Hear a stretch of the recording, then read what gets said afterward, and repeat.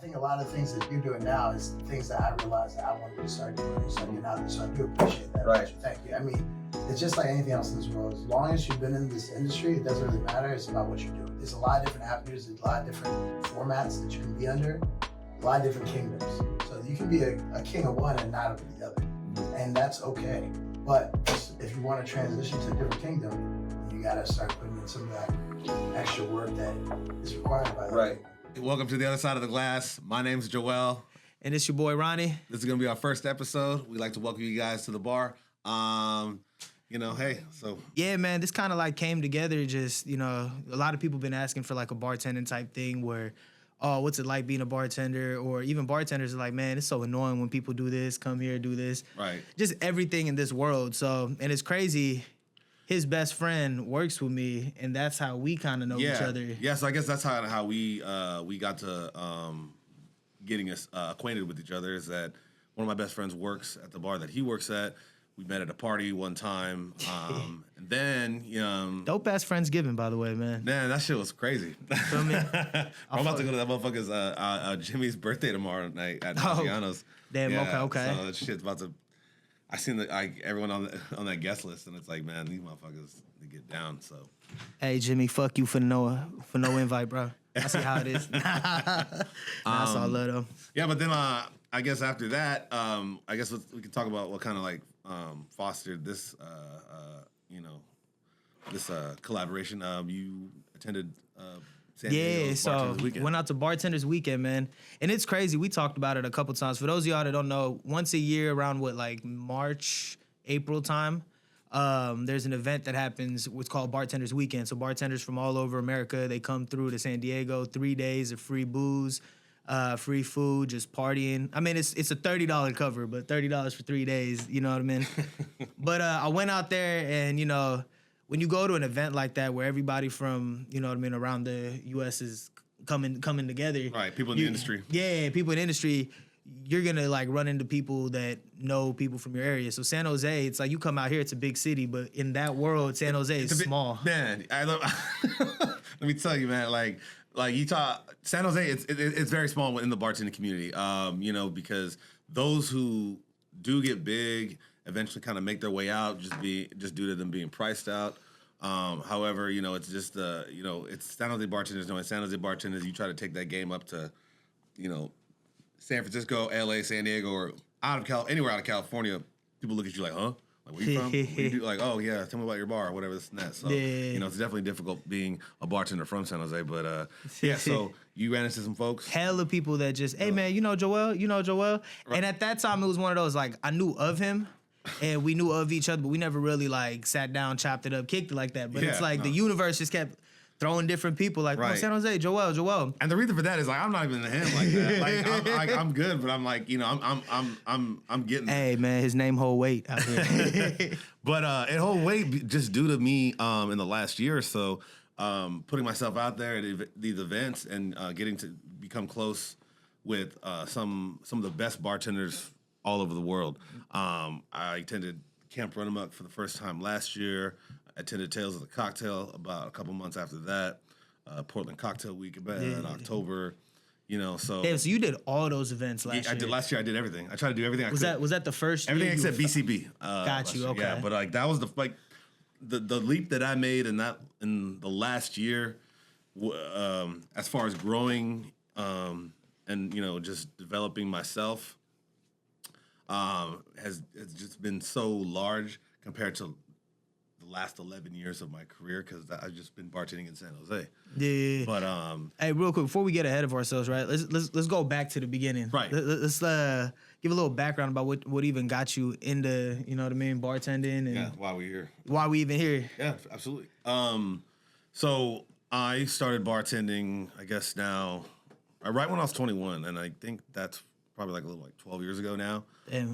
The first bartending job I had was a restaurant job. I was a bartender at Maggiano's, and I worked my way up there right when I turned 21. I was like, I'm gonna be a bartender. So were you a server over there first? And then I was in carryout, so I got hired as carryout. But I knew I was about 20 years old, and I knew that once the opportunity came and I became 21, I was like, okay, I want to be a bartender. Yeah. So, 21 came around. I'm working in carryout. I was like, okay, hey, it's time. And, and it's like, okay, wait, hold your horses, bro. You know how to make any drinks? And I'm like, nah. I mean, I thought. Did you have any experience hospitality up until that point? No. Maggiano's was my first bartending, a hospitality job as far as like, waiting on people and things of that nature. Previously, I'd worked at Jamba Juice for like 5 years.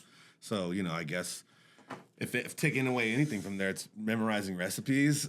But, I worked for Jamba Juice for most of my adolescence. And then, first restaurant job, Maggiano's. Once I got the shot, they were like, okay, well, here's a recipe book for our cocktails and then some basic ones that you should know. Bro, you know how unheard of that is for somebody to do carry out and just get moved up to bartender? Well, no, that's not what happened. They said, they gave me that packet, and then they were like, okay, cool, you're going to be a cocktail server now. Oh, no, not even a cocktail server. There was a position called drink runner back then. Like, so I would just be sitting in the well, and I would get tipped out for running drinks to tables. Okay. Right? So, they said, like, okay, do that. And I'm like, okay, cool. Did that, memorized the cocktails, signed up for even like an online thing like ABC bartending classes and stuff. Those classes that they're just bullshit. Yeah. You do the courses online and then you print out a little certificate saying like, yeah, you're a bartender now. So I did that and then just kept bugging them and then when the opportunity came around, they moved me to start bartending there and training along with people that were bartending there already, and so that was, I guess, my first shot at doing that. Damn. Okay. So it was there when I first got my first bartending job, and then since there I kind of just took it upon myself to educate myself further, entering competitions and things like that. Deciding to leave Maggiano's and go work at all kinds of bars, dive bars, strip clubs, high volume. Yeah, so you got experience at a lot of different type of venues. Yeah, no, I wanted to give everything a shot and just to feel, just to kind of be more of a well-rounded bartender or just a more well-rounded worker.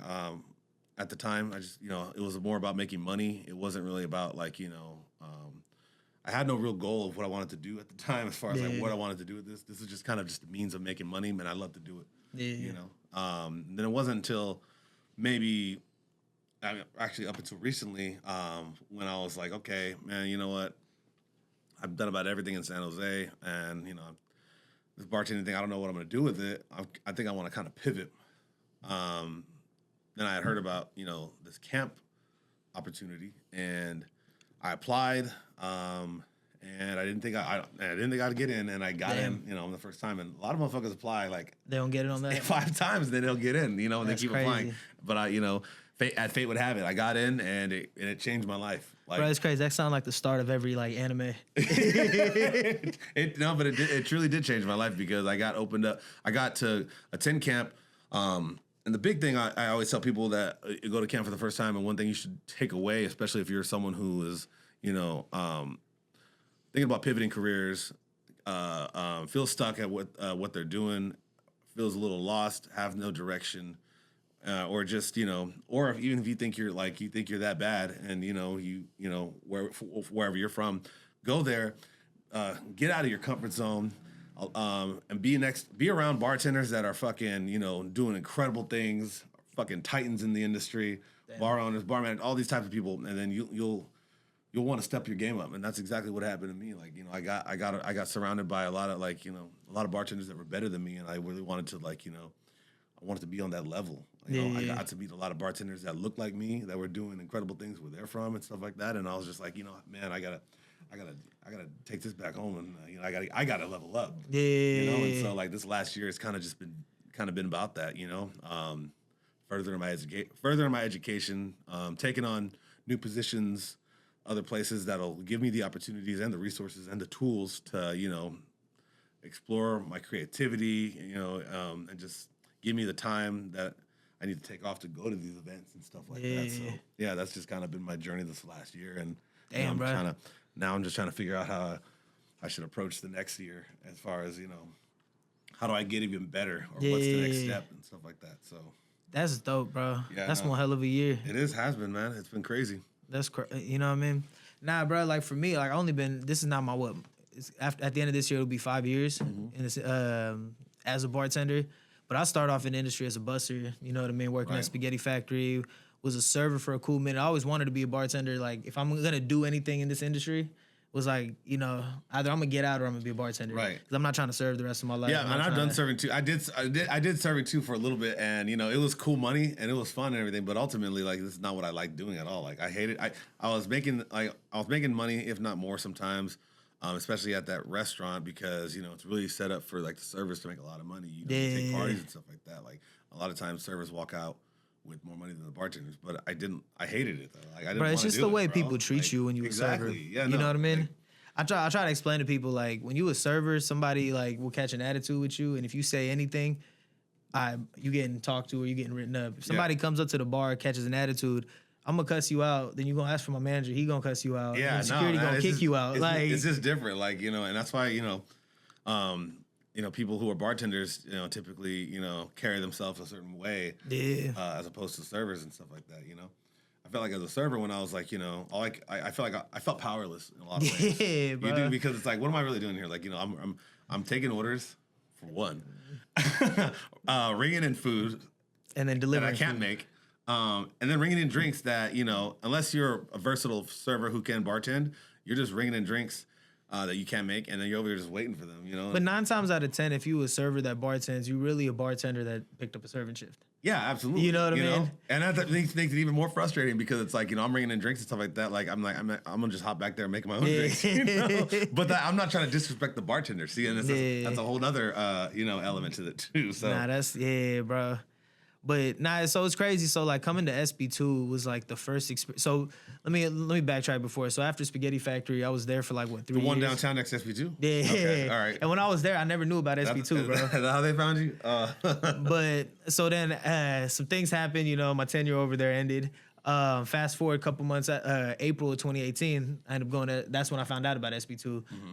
Walked in, gave a resume, boom, they hired me as a server. Okay, cool. Lit ass time, whatever. And then, you know, unfortunate circumstances happened, and, you know, we parted ways in October. And that's when I started over at the Improv.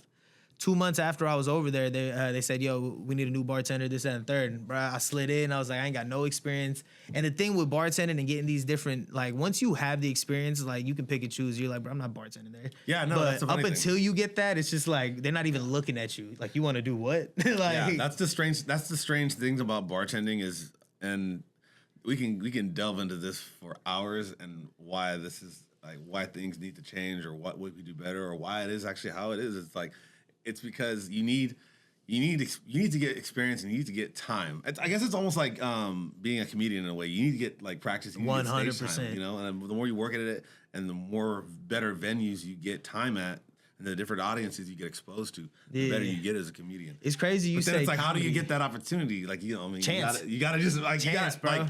Like You got to be ready when it presents itself. Right, exactly, and that's why I kind of felt like you know, restaurant was the best way to get into bartending.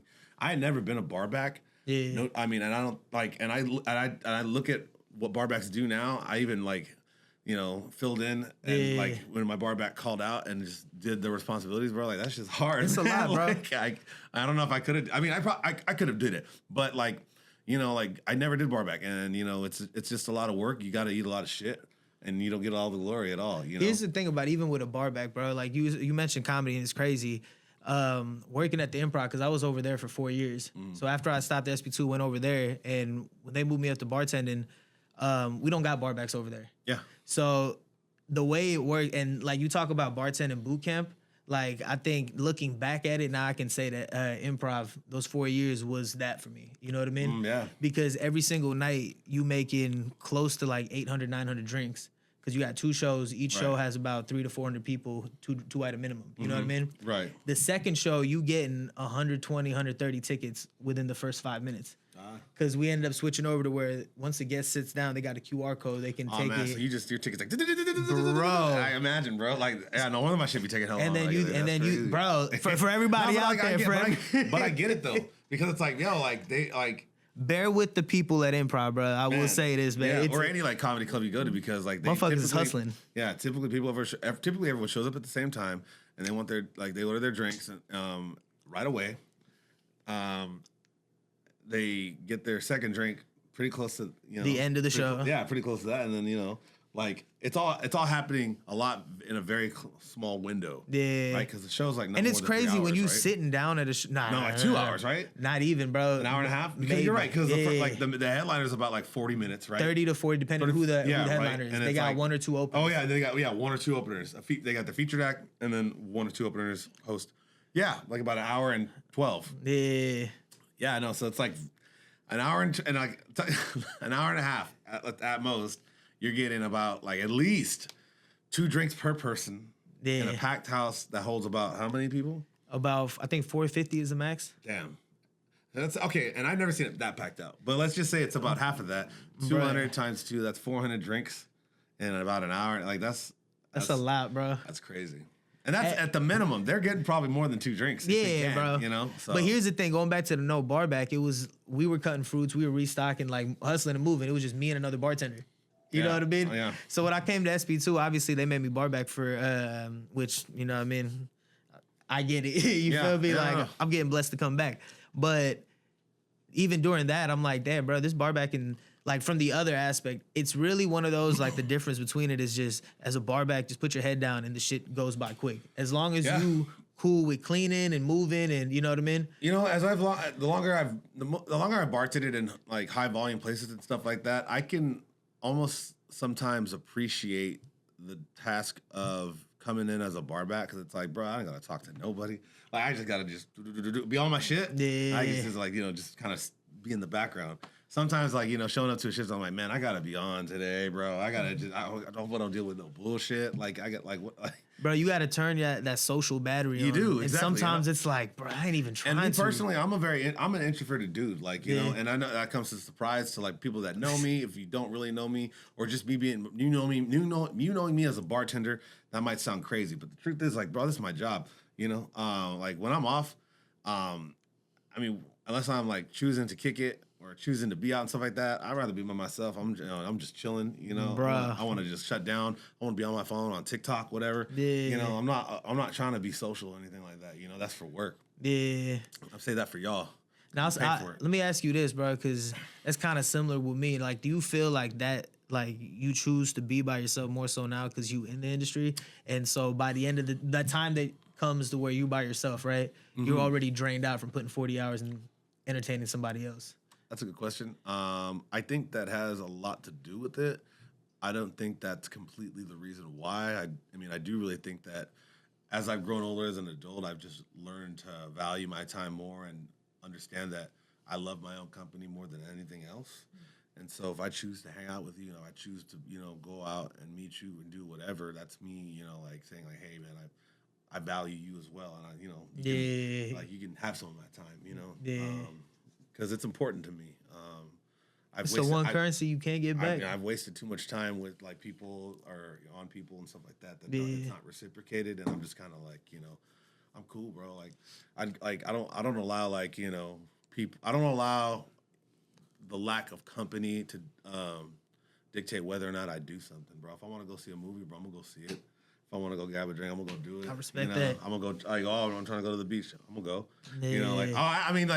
If I really want you there, I'm like, hey, bro, you trying to go do this? Yeah. Nah, man, I got this thing. Like, cool, whatever, I'll go.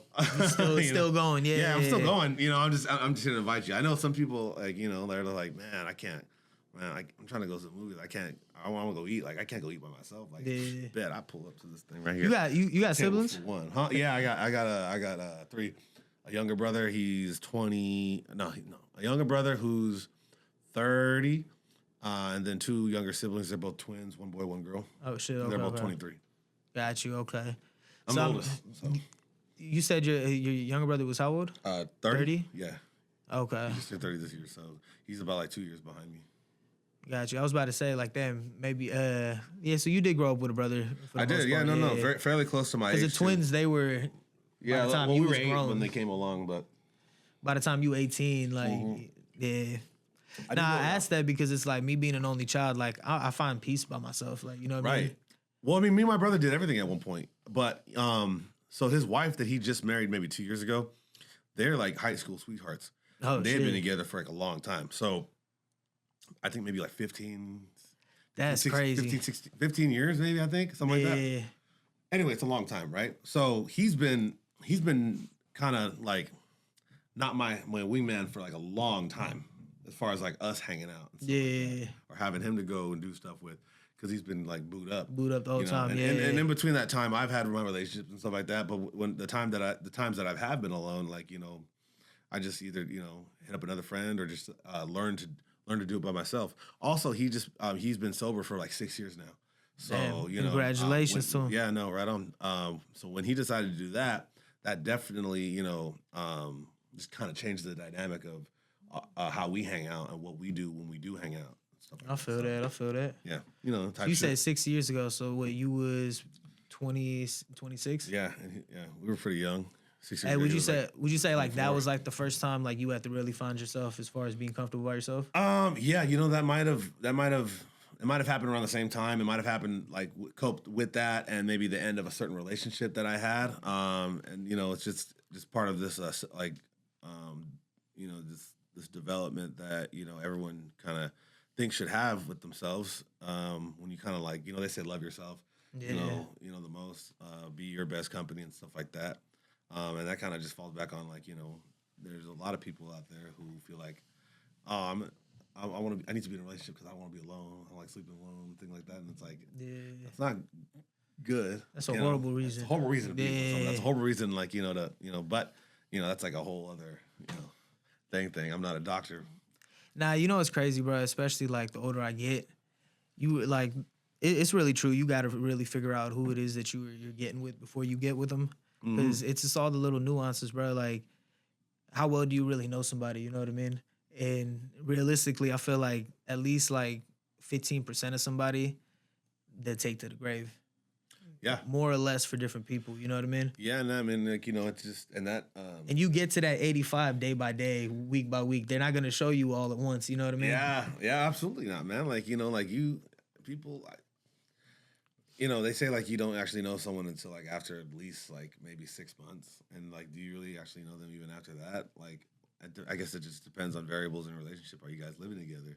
You know? And the older you get, the more time that they've lived that you're not going to know about. Yeah, absolutely. And then let's realistically thinking, like, you know, I mean, I'm 32 years old. I've been in relationships since I was a young man, 17 years old. And I've had relationships in a lot of different ways in between there. I'm a different dude than I was like when I was 18. I'm a different dude than I was when I was 23. I'm a different dude than I was when I was 25. I'm a different dude than I was 29, and so on. Like, we're ever changing. You know. So that's why, like, you know, I give it up to people that have it, like my brother who's been in a relationship with my sister-in-law for so long, because they were children and they've learned to like kind of grow with each other, because we're all ever changing. That's a dynamic that you could say like they really know each other. Yeah, I mean, yeah. You know what I mean? Because they've seen each other in so many different stages of their lives. And it's like when they that young, there's only so much of a dark past you can hide. Right, exactly. Because I mean, she was there for like, you know, a lot of it, and like, you know, my brother, you know, like they both made their mistakes, and they both like chose to like move forward with them and stuff like that. But yeah, no, like, you know, who I am now and who I like moving forward, who I decide to date, you know, is gonna get a different version, ideally, and hopefully the best version of me. Yeah. Because, you know, that anyone else has gotten. But I think that it's important for me to, until that happens, I'm very comfortable about who I am. I'm not someone who's looking to, you know, just have someone for company, and stuff like that, because it's just that's first of all, it's very selfish, and, you know, second of all, I don't think it's gonna be it's gonna foster a healthy relationship in the end. Nah, at all, man. Because at that point, you're just forcing it. Yeah, no. You know what I mean? Because the minute once you're comfortable on the, or even if you get with somebody just for that comfort level, you need somebody. At some point, you're gonna get used to that comfort, and you're gonna want something else. Yeah, and like, I mean, like, you get. I mean, I'm not really that old, but I'm 32 years old, but I'm not really just into. Yeah, man, you said it 3 times, you old motherfucker. Yeah, okay, I'm 32. I'm not really into wasting time anymore, man. You know. Like, amen to that, bro. Amen to that. Like, I'm just here. I mean, you know, like I said, I like my company the most. So, I'm definitely not into like, just here have someone just for fucking just as a sidekick. So, Yeah, just for shits and giggles. yeah. Be out here wasting time. That's crazy, bro. And it's so interesting, like going back to the whole bartending aspect, bro. Like bartenders are come in such a huge variety. You know what I mean? Like from personality to ethnic background to interest to who they are. Like it's got to be one of the most diverse professions. Yeah, Personalities. And personally, like I learned that going to Camp Runabout because you get involved, you get to meet all these bartenders from all over the country, even the world. Like this session, we had like 5 people from Dublin, Ireland. That's crazy. 5 people from Dublin. They all knew each other. But I would assume so. Yeah, they all knew each other. 2 of them were dating. But Okay. we had 5 cats from fucking Dublin Island. I thought like this is incredible. That's wild. 5 cats from Dublin Island, three from Puerto Rico. And then a lot from DC, Chicago, New Orleans, Atlanta, LA. Man, like Fucking camp, bro. Like I want to go next year. So man, like when you're gonna go. And Bruh. guess what? When you go, I'm gonna apply again. I'm gonna go again. Yeah. So I'm gonna apply to go as head counselor this time. Other side of the glass coming through, and we got Uncle Don in the back. He gonna be there too. Hey, it's gonna go crazy next year. Watch. Man, matter of fact, bro, since we get more into this bar, we might as well bring in Don real quick. Yeah, we're gonna go bring in our first guest ever, huh? Hell yeah. We back. We back with our guest, first episode. Yeah, welcome. Thank you so much. I appreciate this.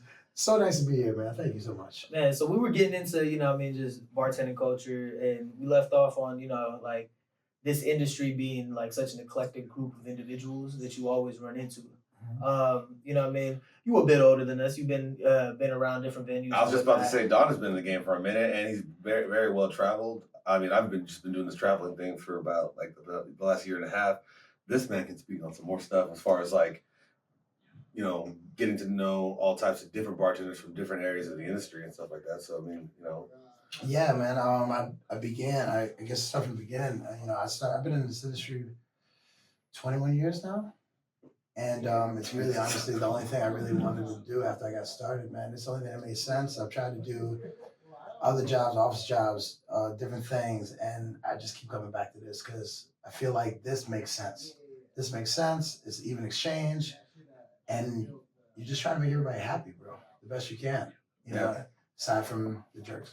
Yeah, I mean, same reason I got in the industry, and I don't think I mentioned that that why earlier.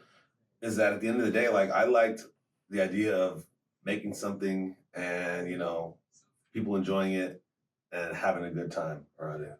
I'm a big believer in like that as bartenders we're like kind of curators of like experiences and moments rather than just drink slingers. I think the spirits are just the byproduct of these moments that people come together and share. Yeah, it's an interesting dynamic, man. Like we've talked about this 1,000 times. Yeah. And shout out to you because I think a lot of things that you're doing now is things that I realized that I wanted to start doing and start getting out there. So I do appreciate that. Right. Thank you. I mean, it's just like anything else in this world. As long as you've been in this industry, it doesn't really matter. It's about what you're doing. Yeah. And there's a lot of different avenues. There's a lot of different formats that you can be under. A lot of different kingdoms. You know what I'm saying? So you can be a king of one and not of the other, and that's okay. But if you want to transition to a different kingdom, then you got to start putting in some of that extra work that is required by that kingdom. And I think a lot of that, could be due to the fact that I'm coming along in this industry at the age that I am at the time that this is happening. I mean, I think when you were just coming to bartending was not what it was now. No, it's almost like this kind of the way we're coming up now is like there's almost this like new bartending renaissance where it's it's very respectable to be bartending's just getting looked at as like a very respectable position. You got like people who are bartenders are looked at as like celebrity chefs now. Like for those who are like big titans in the industry and stuff like that, due to social media, just due to even like reality shows and stuff like that, where like people are like looking at bartenders the same ways they look at chefs.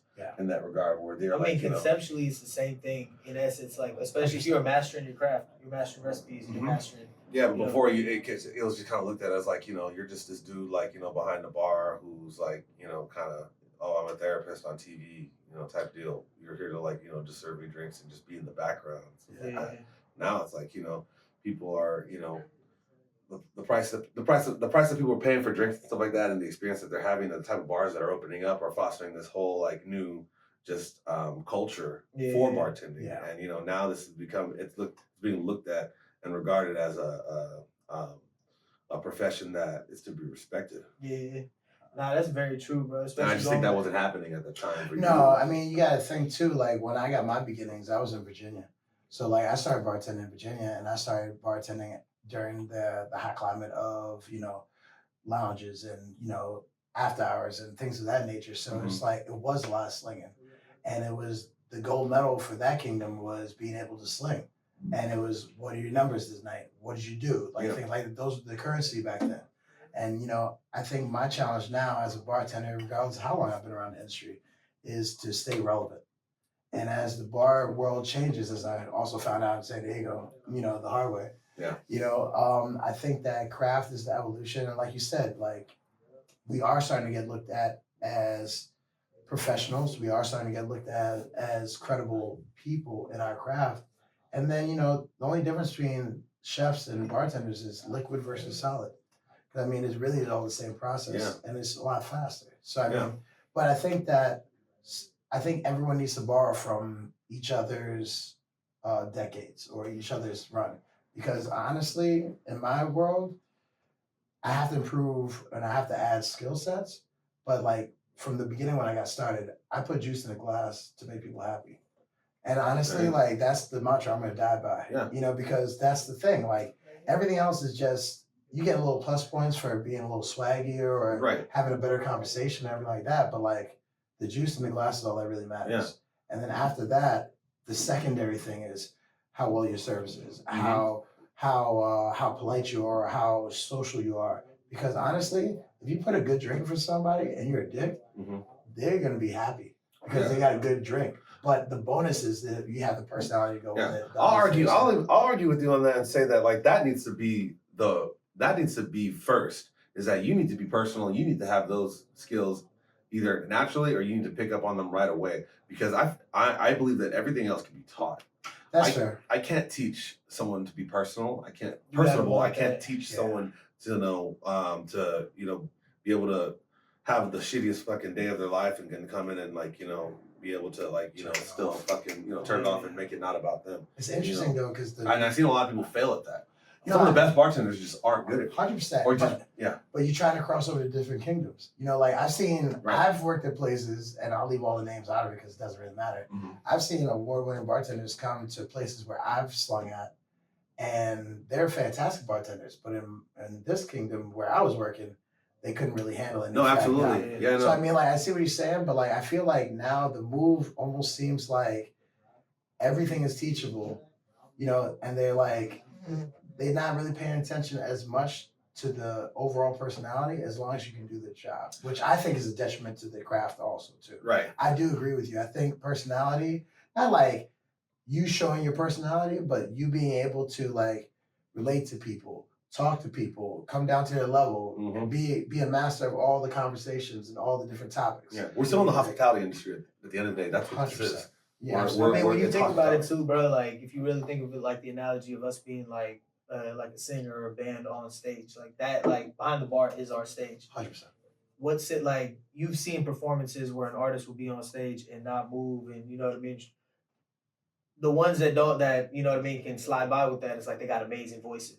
You know what I mean? So it's like those bartenders. That's actually a really good analogy. You know what I mean? Yeah. Like you are just nice with you don't need a personality. Right. But everybody else has to find that balance, whether it's 30-40, you know what I mean, one way, and 70-60 the other way. You know what I mean? I guess for me, I didn't know what I wanted to. I didn't know where I wanted. Like I guess what you were saying. Like I don't know what kingdom I really wanted to master, and that's kind of why I just wanted to do everything and like be kind of more of a well-rounded bartender. But you've experienced every kingdom, right? I've experienced. I mean, I don't know if I could say every kingdom, but I've experienced most of them. I've been dive bar, I've been restaurant, I've been strip club, I've been craft, I'm in high volume craft. And so and there's like a bunch of other subsets. There's a bunch. Hotel. And I've done hotel too. So I've done hotel too. I guess the only one I haven't done is and there's a lot of subset ones too. There's I haven't done I haven't worked in like a a fucking like super like speakeasy type deal, you know. Some categories. But I mean, like, you know, Yeah. to me, it's like back to what you're saying, like, you know, choose to be. You got to choose to be what kind of master, what kind of kingdom do you want to master? Right. You know, 100%. and then where do you want? I guess with that, like, where do you feel like that will take you? You know, for me, ultimately, I would like. I don't think I want to be a bar owner. I would like to pivot this bartending thing into working for a brand and being a brand ambassador one day. Because I mean, going to these events and seeing like, you know, who's putting the money for all this shit, like these liquor companies, these companies that own these liquor brands, and these companies that own these brands, they got the money. You know, and I see all these brand ambassadors who are former bartenders and stuff like that over here, like, you know, with their credit card and stuff like that. I'm like, yo, like these are the ones traveling to all these events, and they don't sling a single drink anymore, you know. But they've done it. I think the crazy thing about the brand ambassador thing, I think that's like a mature move, because like after you've been in the industry for X amount of time, you're starting to think of like you said, the end games. Yeah. And I think that is funny because like when I was coming up, we see the liquor reps. There wasn't a lot of brand ambassading back in the day. No, I mean, no. Now it's more. Yeah. But like even now, it's kind of like we've looked at it like a cop out. Like you couldn't hang it anymore. So Yeah. those So that you can't do, you teach. Yeah, deal. I see what you mean. You know, so like And you might might have- changed for sure. And you might have been right. I guess just from what I've seen, a lot of the brand ambassadors that are the top brand ambassadors in the world, a lot of them being nominated for Brand Ambassador of the Year, are brand ambassadors with the background of 100%. bartending. You know, and you know, from the ones I know personally, were really good bartenders at that. So you know, if it can remain to be this, like, you know, this pipeline of, you know, bartenders to brand ambassadors, I think that's great. 100%. You know, because I think we've all dealt with like either reps or brand ambassadors that you can kind of tell, like, oh, you just You don't know graduated. Just what not- You you're just, doing. wait. You just graduated college like what, 2 years ago? Like, you know, you had a business major, marketing major, stuff like that, And and you I just picked up being a brand. yeah, you know, you got drunk a couple you don't times. you don't know, and I think that's a big part of Read the brochure about the tequila you selling. I think that's a big part of this industry, is that, like, you know, you gotta you gotta like earn your chops, you know, whether it's being a bartender, you have to, like, you know, have that experience in your belt. Some of the best reps and the best brand ambassadors, and higher than that, bar owners, even bar managers, are the ones who've earned their stripes. Yeah. You know. Facts. But it's the thing. It's like you're able, like once you've been a bartender, right, and then you go and do those other professions, but you have that as an experience. It's like you're able to have conversations with other people that feel that give you a different kind of respect. You know what I mean? Think about how many times as an owner will come in that doesn't really know how things function within, versus an owner that has worked every position in there. They're gonna run things a lot differently. You know what I mean? Yeah. So it's just, you know, having that background when you selling liquor, you can have actual conversations with the people you're trying to sell it to. Yeah. Facts. Versus you're just a salesman that just pulled up Right. to my front door. 100%. Yeah. You know, and I think, you know, like, because I feel like this industry is very much of like, you know, we can sift those people out right away. That's you know, good. that's kind of what, like, you're gonna need that under your belt to want to come to someone who's a bar owner who has been a bartender, or try to like talk to a bunch of bartenders and sell them on your or try to sell them like, hey, you know, this, you should be carrying this on your back bar. And it's like, okay, Why? like, why, bro? Like, Why? you know, because you memorized the pamphlet. You're trying to just regurgitate a bunch of information to me that, you know, tell me as a bartender, from being a bartender, why, you know, this is gonna, like, why your product is something that we should care about. 100%. And I think that's the thing about why it's always been a disdain to me up until recent time, is because I've seen those dudes come in, and I think it's anything that's a lifelong pursuit. You know, I always talk about jiu-jitsu, bartending, golf, all these different things. When someone pulls up and they're wearing all Titleist stuff and they swinging messed up, you're like, bro, you ain't real, bro. Yeah. Like, I mean, it's like the It's dude like- on the course that had all the gear. You know what I mean? Yeah. You got the shooting sleeve, Yeah. you got the headband, you got the, you know what I mean? can't run a lick, bro. Yeah. And I think that's the real thing. I think it's a great transition point. I really wish I could remember her name, and maybe you can. She's a rep for Campari out here in San Jose. Oh, I know. She's a beast. Oh bro. no, we're talking about she was working paper plane, right? I Yeah, was just with her Bro. up in Camp Roanoke. She was bro, we beast. got an Espelon cabin. Mhm. Fuck, what was her name? Gosh. I can't remember her name. Shout out. I'm sorry. I apologize. Mary? Mary. Yeah. Mary? Was it Mary? Yes. I think it is. I'm sorry if it's not. No. I'm pretty sure it is. Hold on. This is the thing though, and she's like one of the. First of all, shout out. Wait, you talking about her? She was for Paper Plane? No. No? Okay. No. Well, But I do know her. No. Wait, that's not her. I'm talking about the Filipina. Yeah, no, her. Yeah. Yeah, Mary. Yeah. She's not. Shout out to Mary. Shout out Mary. She's Mary's actually nominated for Brand Ambassador of the year right now. So shout out to her. But yeah, she works for Paper Plane. Every time I see her, I met her at Portland Cocktail Week. She did I did a Campari class with their sensory, and I was wearing a San Jose shirt that day. She's like, "You're from San Jose?" I'm like, "Yeah, I'm from San Jose." She's like, "I'm from San Jose, this and that." I'm like, and so we kind of connected there, and then I linked up with she was at camp all week with the Espelon people. She's incredible. G, bro. Yeah, she's a G. I really I met her when she Shout was out to Mary. Shout out to Mary, bro. And it's just like anything else, man. It's the thing I like about bartending the most is the fact that big, tall, short, fat, purple, all the stuff. You can sling. Right. So I think that inside of our culture, it appears male dominated, but it's a meritocracy. If you can sling, you can sling. If you're a chick, it doesn't matter. If you're young, old, it doesn't matter. And when I saw Mary, I seen her bartend, and she's the beast.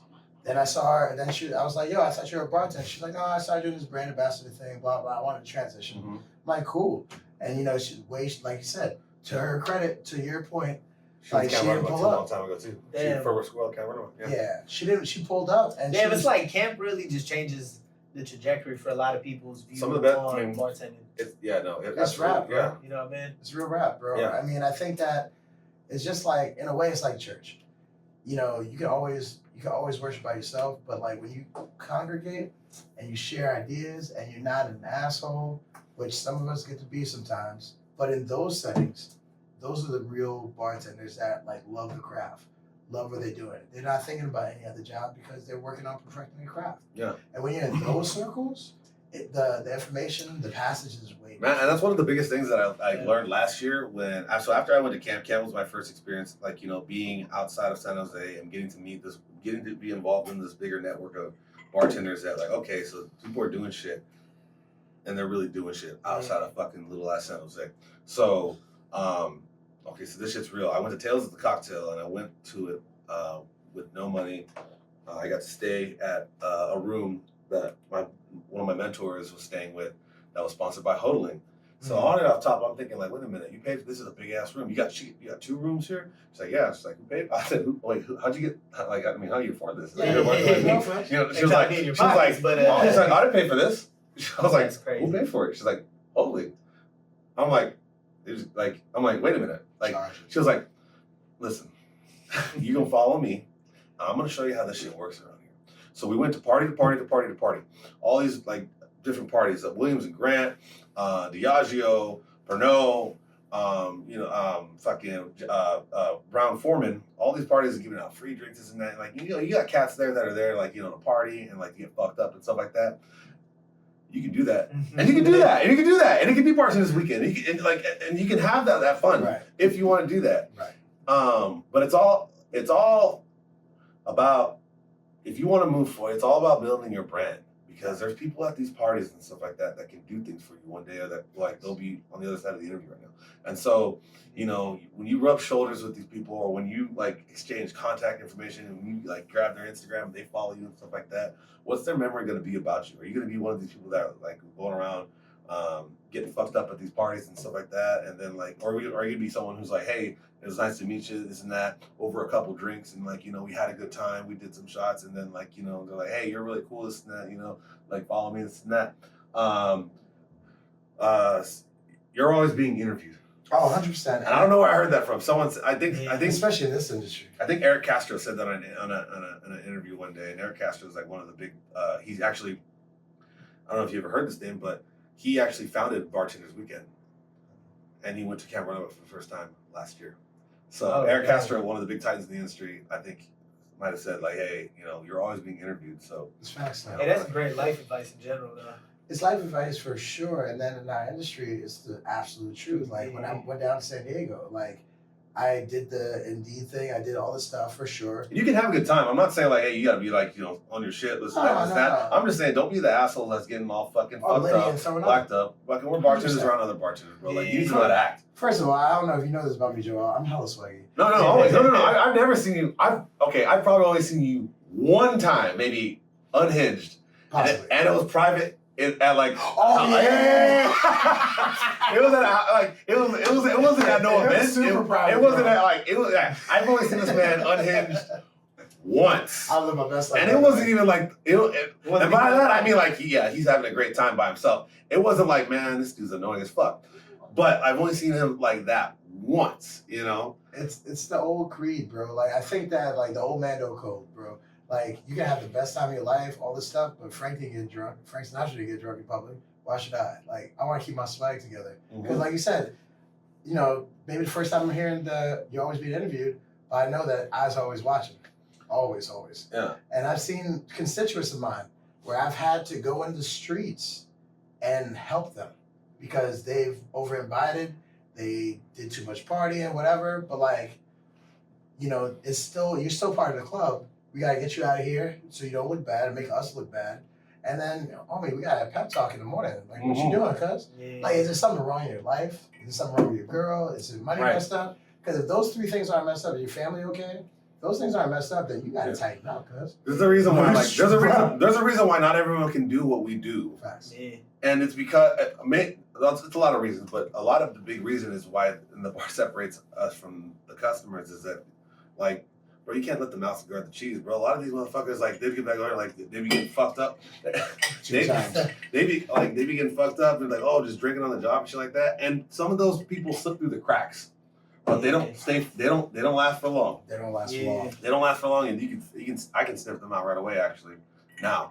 But we're bartenders, man. We're supposed to be masters of this shit. And like, if we can't go to a fucking mixer or a party and keep ourselves composed we should be able to keep ourselves composed and have a great time, bro. Come on. We can, like, I can drink. I mean, I don't necessarily like drinking and working anymore as I've gotten older. But bro, I can drink and I can get my shit done. Yeah. Because that was the golden rule, right? It's like, hey, listen, bro. That was never driven home to me, like, further until I got to SB2. I worked for SB2 for a little bit. When I worked at SB2, because the rule was, they were like, we're a dry bar, right? We're a dry bar. And as far as Ronnie's concerned, we're still a dry bar. But I remember I was told, like, hey, I was like, wait, I thought, he was like, here, you want a shot? I was like, I thought we were a dry bar. And I was like, listen, man. Yeah, we are a dry bar. If you can't handle your shit, then, like, listen, I don't care what you do. You need to handle your shit and stuff like that. It's do your job. Yeah, it was just kind of this weird unwritten rule. You got to do your job type shit, And that always resonated with me, and I've always brought that kind of. And I think a lot of bars are like that. I mean, at the end of the day, bro, that's always the underlying energy in any place. Even if they say they're a dry bar. Well, that's why a lot of bars go dry, is because someone messes it up, man. That's the only reason they buy it. That's the only reason. That's what I'm trying. Like, no. Yeah. One person fucks up the church. Because, I mean, come on, like, because we're bartenders, a shift happens, and we're curators of moments and good times and stuff like that. Like, once in a while, like, we're offered drinks and stuff like that. Once in a while, like, we'll be taking drinks. Like, it's never excessive, and it's never, an issue. And it shouldn't be excessive, and it shouldn't be an issue, and it never has to be until it is. And that's why a bar needs to protect itself and just do that. But it's never usually a collective. It's always just one person. One asshole. And it's usually the one that doesn't make it. Like you said. That's the one that always fucks it up, that's bro. That's what I'm talking about. Every time, and that's the one I'm like, this profession isn't for you. It's not this job. This isn't going to work anywhere else you go. They're continuing. The way you move. Chances are this has happened before. In a different form. And it'll happen again. And so that's kind of to my point as far as, like, people, making it through the cracks. No, 100%. I'll say this, bro. As somebody who's, been on the opposite end of several fuck ups, like, you feel but me? you want to pause real quick? But cut you off. But real quick though, the only reason why I play air free baseball, and Joel plays air free baseball because we fucked up at one point along the way. No, But there's no way. like we're there's not. no way to be So perfect without that comes to fucking up all the my time. that comes to my next point, and the fact that in this industry, bro, like the most tightest bartenders and people that really like got their shit together. At one point, everybody dove head first in this industry. Like, you know what I mean? Mm-hmm. Like the difference is this all you do? Where is the like? What's your end goal? At some point, if it's all you're doing is just partying and partying and partying, and losing this job, and don't learn nothing. Well, the big thing, okay, and now you're gonna be 25 years in this I'm industry. actually surprised I'm actually surprised we actually glossed over this whole fact about this industry, and that is it's an industry that people dip in and dip out of temporarily because it's a means to provide money to get to where they want to be. It's fast money. It's like, oh yeah, I bartended in college. We've all heard the whole like, oh, I used to be a bartender. I used to be a bartender. We all used to be a bartender. Like we all used to bartend, right? But like those people, I don't. No shade. I'm not trying to gatekeep this industry. It's for everybody. No, that can do it. But it's like in it. But like you gotta have been in the trenches. You gotta have put the time in. And I'm not saying you gotta be one forever, but you gotta actually have been in it, man. You can't just be a bartender that was bartending at fucking Applebee's for 3 months, man. For 2 days a week. Bro, that ain't it. Like it just like I will stand on that. No, that ain't it. That ain't it. That's not the industry. That's not our industry. That's not not one we're gonna be able to understand the culture. Sit here and have a conversation with us. Oh, 100%. You don't get it.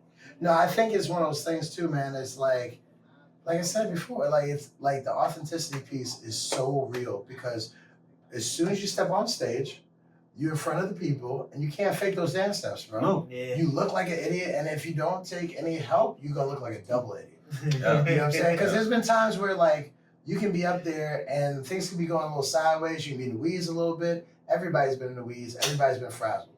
But either you gotta call them for reserves or you gotta boss the fuck up. There ain't but two options. And like if there ain't nobody around, like most times when you're on a lunch shift, you get hit for no reason. Yeah.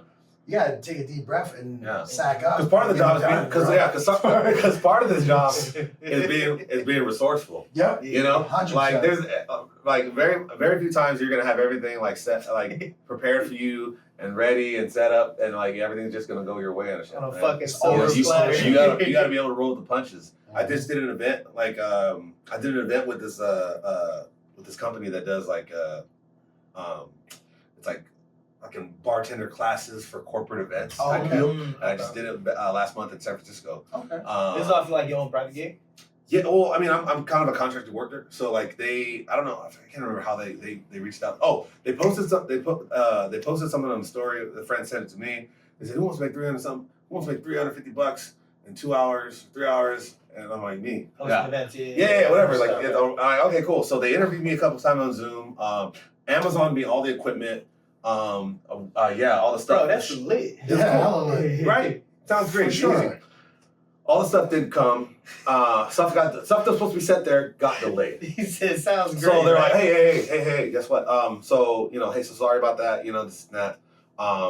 We're gonna put an order cart together at Total Wine. We just need you to pick it up before you head up there. It's in San Francisco. And I'm like, okay, cool, whatever. This and that. Hey, can you pick up this from the store? This and that. Like, can you bring your own knife? That way, yeah, for sure. Yeah.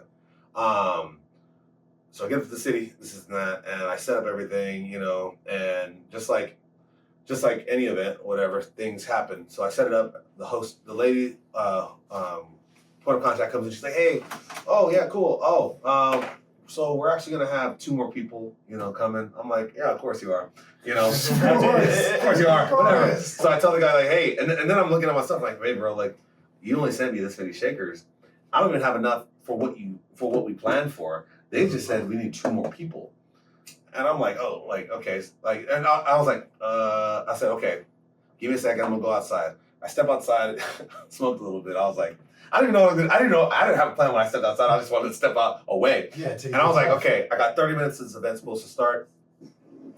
I took an Uber to the closest Bevmo from the financial district. It's about half a mile away. In San Francisco, that's like 30. That's like a forever. A cool 15 minutes. Yeah, it's a cool 15 minutes. Easy. Yeah, like I feel like I should have just sprinted. But got to the Bevmo, ran to their fucking their equipment area, grabbed all their Boston shakers that they had, and then I only needed 4. They only had 6. I grabbed all 6. Yeah. I got to the checkout thing.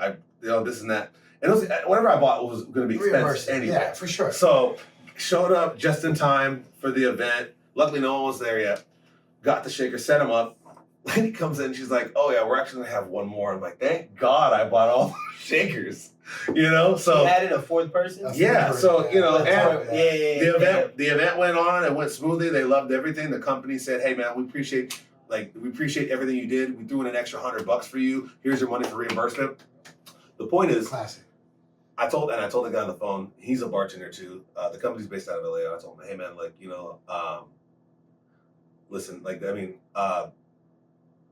this is what did you expect? Like this, we're bartenders. This is what we do.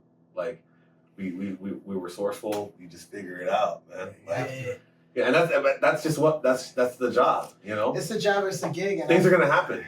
You've done private gigs, I'm sure, and it's just fucking happen, man. I think it's just one of those things that I think that as a bartender, assessing myself, give myself a personal assessment. I think that's one of the things I strive in because I know 100% you do. Bars. I was about to say I look at people like you and a bunch of others before me, and I don't even find myself the best improviser. I just always try to put myself in the shoes of okay, what would someone else do right now?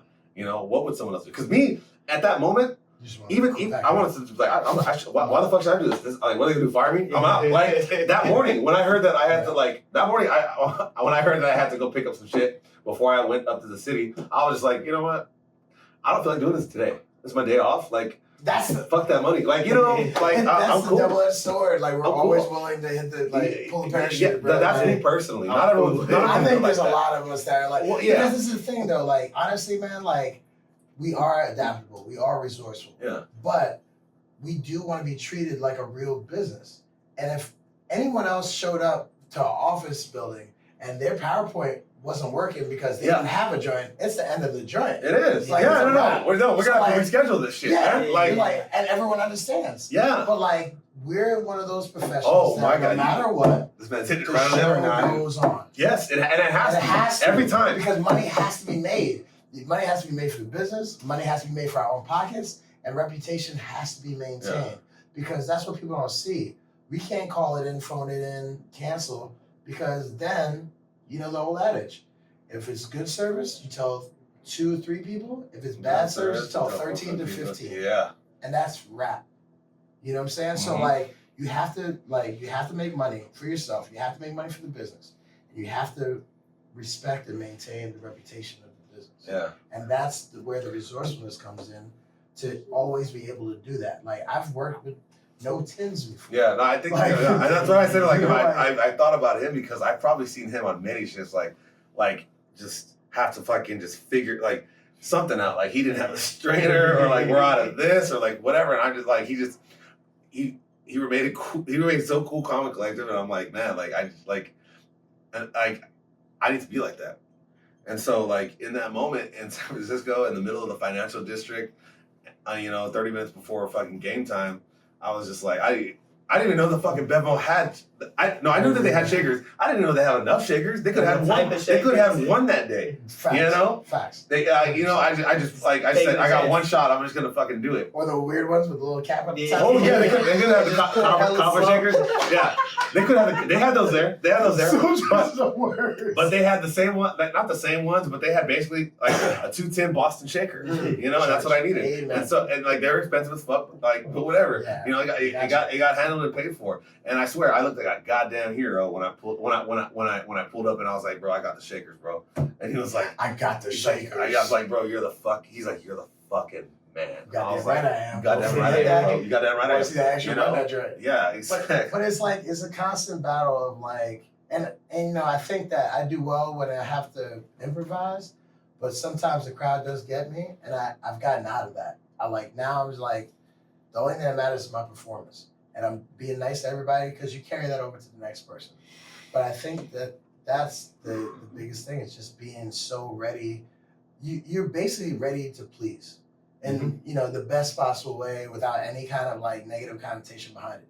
Like what you did was you made it happen because you wanted to make everybody happy. Right, because I couldn't like Don. When I tell you this is like everything that went to my head at that moment.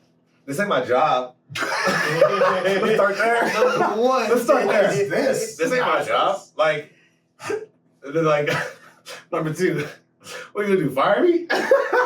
And like these thoughts have been through everyone's head at one 100%. point. This ain't my job. What are you gonna do? Fire me? And then the third one, man, fuck this shit. So, you know, all that went through my head. But then like, and then I also told him this. This is just me tooting my own horn at the moment for him. I was just like, you know what, honestly, bro, like, I'm just not built like that though. Like I look at you guys, I respect you guys a lot. I appreciate you guys giving me this chance and stuff like that. If I commit to a job, I'm gonna do it. I don't leave my fellow bartenders hanging. Like I'm not just gonna walk out and Clock out and then nah. I'm just not like that though. And I've never been like that. You know what they going through. I never been like that. Like if I ever felt like if we were on a shift working the three of us together, we were getting work and shit like that, and I'm just like, yeah man, fuck this shit, this and that. It'll be fuck this shit when I clock out, and it'll be like fuck this job when I clock out. Yeah. I ain't gonna be like I'm not gonna do. I would never deuce out on you. I'm never gonna deuce. I wouldn't deuce out on honestly the first dude. I wouldn't deuce out on someone I didn't even know just because I'm not like that. But see, I think that's the difference between. I wouldn't call out. Nah, I try not to. I try not to. Like every now and again. Every now and then you need to. And But mental health for sure. absolutely. The mental health call out. But on some is bullshit? the joint. No, not for some fucking. Yeah, I'm hungover. I'm calling out. No, that's never. No, that's never. You That's gotta, law. That's law. You gotta thug it up. No. We can talk about those kind of bartenders later. But yeah. But I think that there's a correlation, honestly, between, and like you were saying earlier, I think there's a correlation between bartenders and part-time bartenders. Let's say. Yeah. And I think that, like Hobbyists. you're talking about hobbyists. There you go. Hobbyists. Oh, that's the word? Hobbyists versus professionals. And I think that professionals. We need to put that at the bottom here. Oh, bro. Hobbyists. Hobbyists versus professionals, bro. And I think that's the thing. The marks of the professional is you show up on time, you check your shit at the door, you make everybody as happy as you can make them respectfully. You don't have to take all the shit. You do that respectfully, especially, and then you make sure you're there to do your checkout, money's right, and you clock out. The part-timers are the ones that are getting drunk on shift. The part-timers are the ones that are making it hot for everybody else. The part-timers are the ones that not cleaning, not leaving in the middle of a shift to go take 1,000 smoke breaks. The people that will be like, you know what, I don't need this, and then walk out. Those are the hobbyists because they don't realize the ethos of this is that we're at war right now. Yeah. As lame as No. It's like we going to battle. We going to battle right now. Especially on a fucking busy ass night. You get your dick kicked in and your leads the whole shift for 5 hours, no bathroom breaks. Yeah, no bathroom. P.S. If I see another motherfucker complain when I say, excuse me, I have to step away and take a bathroom break, they're like, yo, I just need one drink. Fuck you. Fuck you very much. Yeah. Respectfully, not respectfully. Because, like, come on, man, we all people.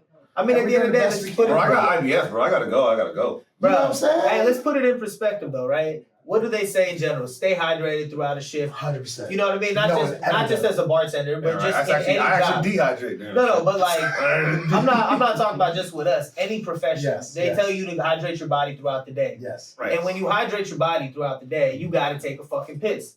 So when we get slammed between 10 to 1:30, people don't realize that's a consistent, like, I got 3 orders I'm working on, plus 5 people behind them that, you know what I mean, I'm figuring out this line, and then the 2 dickheads that are trying to squeeze in, hey man, I'm over here, like, yeah, man, yeah. All that, and if I gotta go walk away and take a piss, take a shit, or even take a breather. We're talking about a minute and a half, maybe 3 minute stops, guys, out of 8 hour shift. But I've been waiting for 30. Oh, I'm sorry. Not only you're a liar. But yeah, right. But I've been waiting for 30. I saw you walk in 17 minutes ago. Yeah, right. You know, like you're lying. Like, I saw you trying to talk to that girl for like 10. And I don't care. Yeah. Because your back was turned to me for at least 15 of those minutes. Yeah, right. I asked her like, hey, what's up, man? What you need? All right, cool, next. You know, like so. Literally, bro. And then here's the worst part, bro. When you finally get my attention, right? What's up? All right, give me 1 second. Have your order ready. Have your money ready. Have everything ready. Bro, like, wait, okay, give us 2 minutes right now just to rant. But Sorry. yeah, no, because I know, because I get it. No. Put us on the clock. All right, because I know no one wants to hear this shit. I get it. Y'all don't want to hear this shit. You don't. Because every time I do have a moment and I break out and I'm just like, I say that shit, they're like, okay, okay. But I'm just saying right now, have your shit ready. I wasn't gonna give you this drink for free. Why did you have your card in your hand? Why did you have your cash in your hand? Why don't be looking for your wallet. When I give you the drinks, my joint is this. Like I get that, and you're right. But like if I took the order of the person that's standing right next to you, that's a stranger to you, that you don't know, and I've been moving right to left all night, and you're gonna be the next person, please do not try to use that time to hit on the chick that you've been trying to bust down all night, and then be mad at me that I decided to help everyone else in the bar except for you because your back was turned and you were trying to talk to this chick. Don't be mad at me, bro. Yeah, no. That's not me. That ain't on me, bro. That ain't on me. Because guess what? After this whole interaction you got the rest of the night to try to not get that number. like, you have all night. I have to be making drinks for other people. You have the rest of all night to not get that number, man. Yep. And you have it all in that stand outside the parking lot. And after the last call. And no. When I asked you to get the fuck out, and it's time to get the fuck out, if you ain't got the number yet, you ain't getting it, man. You ain't getting it. You hit the IG and get the number yet, you're not getting it that night, bro. It's a wrap. It's an L. It's over. Like, hit the showers, take the cleats off, take the pads off. It's done, all right? That goes for the females also. Yeah, I mean, yeah. These days, no. The females are looking as thirsty as the guys are. Right. Bro, the whole ethos of the bar that we see is so wild. And especially because it's like, I mean, you could probably speak the same for your venue, but we got regulars. We got people that are there all the time. Yeah. You know what I mean? And it's one of those, like, the program. You know that at 1:30 we close. You know that the outside bar, for example, around 1 o'clock, like, things are shifting. Don't be brand new about it. Don't be brand new. Like don't be brand new, man. Like, they get mad at me for explaining. If you gonna be brand new, I'm gonna be brand new to you and just act like I don't know you then, huh? Cause and that's the other thing too, bro. It's so hard. I'm gonna give you the respect. I'm gonna give you the respect. Like, oh, hey, what's up, yo? This is that. What's that? Oh, you want this thing? Oh yeah, let me give you the thing. This and that. Don't be brand new about everything else. Yeah. I already recognize that I know you. I already recognize that your drink. I'm gonna give you that respect, but I need the respect back. But see, that's the hard thing about developing those type of relationships behind the bar. Yeah. It's because there's people that try to leverage that. Yeah. You know what I mean? And it's differentiating the two. And sometimes it's like, damn, bro, people that normally don't, like, you catch them on off day and it's like, yeah, I got to check you for it, bro. You know what I mean? The real ones don't do it again, but. Yeah. And I had to have a conversation this past weekend with somebody. This guy, like I mentioned issues that I had been, like, not saying. And I've been swallowing. I stepped them aside, took him out of the bar, explained very empathetically what my issues were with him. He said, all right, man, I'm sorry, blah, blah. Comes back next week, does the same thing. I'm not going to keep explaining myself, so I'm just going to treat this like a business transaction with you. Yeah. So I do that. He comes back again. He's like, hey, man, I've been noticing that you kind of been, like, kind of callous and kind of short with me. I'm like, I absolutely have. Is that all you've been noticing? I absolutely have. He's like, is there a reason for that? I was like, yeah, because I took you off panel, try to explain things like a grown-up. You didn't acknowledge it, so now we're just going to use this as a business transaction. You need something, I'll be happy to get it for you. Yeah. But after that, what do you want me to do when I told you what made me feel uncomfortable and you choose to ignore it completely? Like, these are real transactions. Yeah, See these people at their work. Yo, people, real rap. And I'll get off my high horse after this. I got one more thing to say after him, and then I'll get off my high horse. Because I feel like... You got a high horse. I do. I feel like this. That's all I do. Like, it's really more of a PSA, to be honest with you.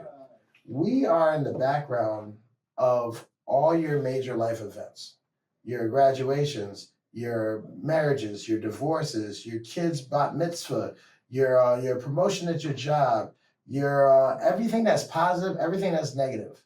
And don't forget, you guys are hammered drunk during those occasions.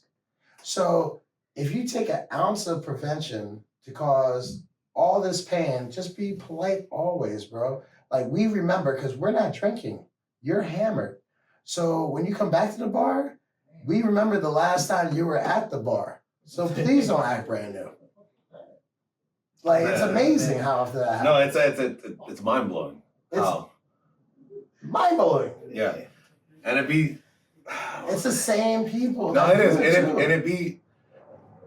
And I'll never call anyone out personally, but it'd be your teachers, your nurses, your police officers.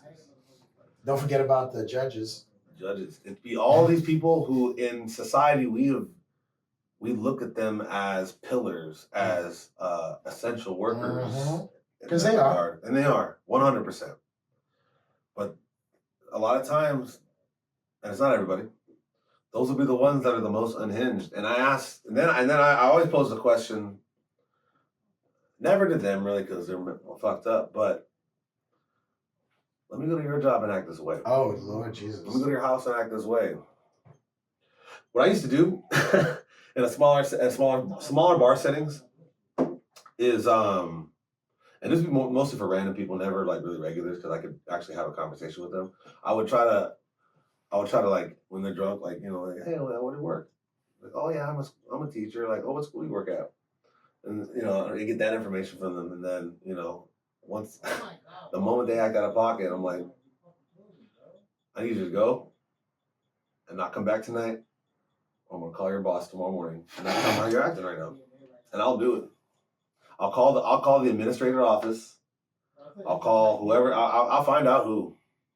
I'm just gonna let them know that, like, hey, you know what? This person was just acting out. Like you're a child.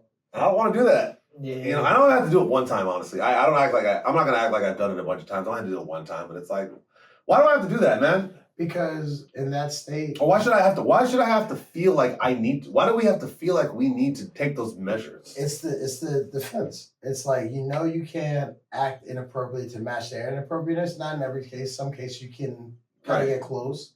But I want to drive a point home to them. Right. And I want to hit them in the reality. Because right now it's like nothing, it's like a no rules type deal. It's playtime for them. Yeah. But it's like, nah, this is real for me. So I'm gonna make it real for you. Yeah, I mean, I think that I think it's a big point that you said that you've done it only once. Yes. No. Like, I'm not gonna sit here like I do that habitually. Like, because realistically, I've never really been pushed to a point like that. I have a very high tolerance for bullshit. I'm very patient in my career, or not in my profession. So it takes a lot to get me to act out of character or even act that way. But it does cross my mind a lot. Like, how would you feel if I actually did that, man? Like, you know, but I feel like I'm left with no choice. That one person that had you go there, it just says more about them than you, though. Oh, you know what I mean? At the end of the day. And ultimately, that person ended up getting 86, so it wasn't like something that could have been rectified. It was gonna be. And that's gonna bleed into other aspects of their life, bro. Yeah, no, I mean, and I'm not out here trying to get people fired and stuff like that. But it's like, I mean, like, what am I supposed to do? Because when I tell you what I don't like doing, I don't like getting the police involved. I don't like calling the cops. I mean, I don't like getting the law involved. I think that's a little excessive. We're the Wild West. Unless something gets broken or a fight breaks out. Yeah, unless people's livelihood are in danger, I don't like getting the police involved. Just because as a person, as a black man, I don't feel comfortable calling police on other people of color, or just filling out reports with them in general. You know, that's just me personally. You ain't a snitch, right? Yeah, no, exactly. I don't like talking to police. You know, so I would try to avoid that as much as I can. I understand that people are left with no choice when it comes to that matter, but I would like to explore as much avenues as I can before jumping to that point. Yeah, right. Like, I want to ask you, Ronnie, like working at the venue that you do and the venues of the past, because they are high and biting. You know, like there's some bars where people go and have one or two drinks. Yeah. And there's some people like they go to get fucked up. Yeah. And I think that like most of your bartending career, you've been at bars that people are going to get fucked up. Mm-hmm. You know, even with comedy, like they're going to laugh and get drunk. Yeah. You know what I'm saying? Like, do you find it a harder time now as you get more reps in to deal with those people, or is it kind of like been the same way for you the whole time too? I mean, honestly, the more I get into bartending, I'm falling in love with the craft aspect. You know what I mean? Because like my whole why, going back to what you were saying, is it's kind of like keeping my creative drive going. Because you know what I mean? As far as like music and everything, I kind of fell off with it. You know what I mean? As far as producing and whatnot, I found like similarities between bartending and producing, and you know what I mean? the energy that I'm putting out is the same, and that's what, like, you know what I mean. So as I get more into it, I notice that I appreciate those moments where I'm able to like just solely focus on bartending. You know what I mean? But I think like I'm just at this point, it's just like it's clockwork as far as like dealing with people. Yeah. You know what I mean? Like I've been dealing with assholes behind the bar forever. You know what I mean? And SB2, it's weird. Shout out to SB2. Like it's to me, it's like 3 different restaurants in one. And I try to explain that to people. Like I'm getting 3 different venue type experiences out of one.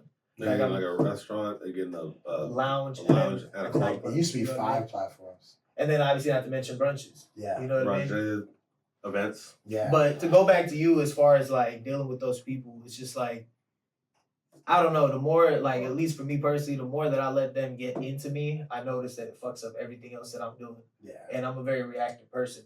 And it's one of those, like, especially lately, I've been very focused on, you know what I mean? Temperament. Yeah, temperament, like being at peace in chaotic situations. Yeah. I think that like I think it's just like this. Like I don't think that any member of the service industry, let alone bartending, I look at it like, you know, people look at IHOP servers and they're like, oh man, they just making a couple dollars, blah, blah. Those cats are masters of turning and burning. Yeah. You know, and they're flipping tables, do whatever they need to do, getting orders out fast, make sure everybody's happy and getting them out of the restaurant. That's a skill. Yeah. And I think that there's a breakdown in every level of this that can be extrapolated a lesson from.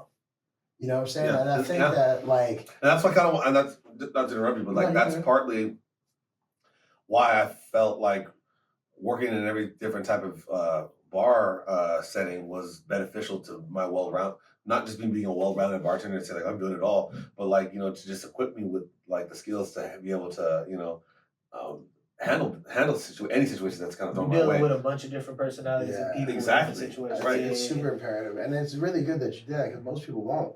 They'll get locked in a place, either fall in love with the place or fall in love with the money that they make at the place. Or fall in love with the kingdom. Or the kingdom. Yeah. You know, for Asgard, bro. And they don't realize that, like, I think that it's one of those things like, I'm sorry I keep relating this jiu-jitsu, but it makes sense. Mm-hmm. There's like moves, and then there's things that are moves that aren't moves. It's called invisible jiu-jitsu. You know what I'm saying? It's the stuff you do to get out of stuff, and it's not really like a 1, 2, 3 kind of deal. And I feel like when you're in these environments and you're in these things, it gives you the sauce that you need to handle the situation. Yeah. And I think that that's what people don't see about the bartending side. Like anybody, to your point earlier, anybody can be trained to count, to know how to use memorize recipes, that stuff. But there's a time where you don't need that no more. And there's a time to shift, whether it be too busy or too rowdy or too much, where you need to know how to be like, yo, I'm gonna do something unconventional and break the whole chain down. I'm like, stop for a second, guys. What? Like, no, we gotta stop for a second. Let's all talk. Huddle up. Come to the bar, guys. There's been a bunch of times where people are throwing orders at me and they're in the same party. So they're throwing orders at me, 3, 4, 5 people. And it's impossible to keep up with. So I'm like, hey guys, time out. They're like, what? I'm like, TV time out. I'm like, let's huddle up. Let's bring this to the day. You know, like what? I need one captain of the team. Yo, timeout's crazy. I definitely got I didn't see me get wait, hold on. Like, yo, wait. We can do that? Yeah, you know all the time. Oh, you know about no. I'm joking. I'm joking, 100%. But like, I can 100% see you doing this. 100%. I can see this actually happening. So I literally called the T. You know, rounded everybody up. I'm like, listen, guys. You look like you're a captain. It sounds great. You usually pick the smallest girl in the group. You look like the smallest. You look like the strongest, smartest. You've lived this long. I need you to huddle with your friends, get a good, concise order, and then come back. And I'll be happy to do whatever you guys need me to do. But this is not working. Yeah, no. But like, you have to come up with creative solutions that let you get a little bit of that dickhead steam out that you want to spit at them, but still keep it playful. Right, no, because I feel like that's you give them an option at that point. Yeah. You know what I mean? You welcome them. You know? Exactly, because, that's... Versus being like, all right, guys, all right. Fuck this. You know what I mean? Your energy speak volume. Like, it's hard, but like, even like just being able to play like that, it's not for them, it's for me. Because back in the day, like when I first got out to San Jose or when I worked in Virginia at different places, like I've been known to not act as polite in certain situations because that's the energy I'm getting. Yeah. You're coming to me hella sideways. I'm like, well, I'll just come to you hella sideways. Now, in recent years, I realized that's not the sauce. Yeah. The sauce is being able to turn that jujitsu that shit and then give them back either something that everyone else is gonna laugh and make fun of them about, Yeah. or they're gonna be like, you know what, my bad, bro. I was coming to Nine times out of my bad, I didn't cut you off. 9 times out of 10, if you point out the dickhead, the group will take care of him. 100%. You know what I mean? Like, whose man is this, bro? Yeah. Who brought this guy to the party, bro? So- Like, I thought we were partying, bro. Like, You've done this for a long time, and I think that's where you develop that confidence to pull off a move like that. 100%. Because I tell you right now, you can't read a book that'll teach you how to do that. At all. That's something you learn in the field. Yeah. The reason why I think that type of thing works, and this is kind of the thing about our industry, and this kind of almost very much makes things very much more approachable and doable when I think of it as a whole. And it's that, like, at the end of the day, it ain't that serious. facts. Like, at the end of the day, the worst thing that's gonna happen is that someone has to wait a little longer for their drink. Facts. This ain't a hospital. This ain't a surgery room. No one's gonna die.